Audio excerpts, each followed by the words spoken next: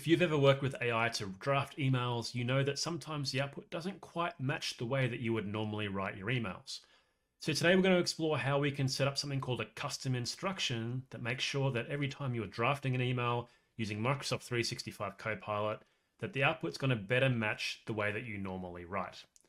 So how we're going to do that, we're going to open up Outlook with our Microsoft 365 Copilot license enabled, and you can see that Copilot's appearing here within the window Draft with Copilot, and we have the Copilot button up here in the top right hand corner.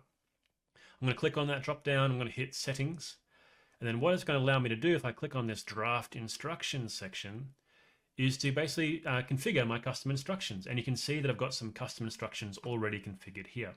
So I've got the toggle turned on, and I've added 4 custom instructions for the way that I like to write my emails.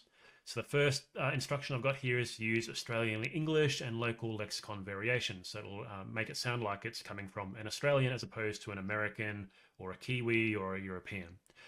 I'm going to assume that I'm writing for an executive audience. I'm in a C-level role. Chances are the people that I'm engaging with regularly are in an executive audience. So assume that for the emails that I draft.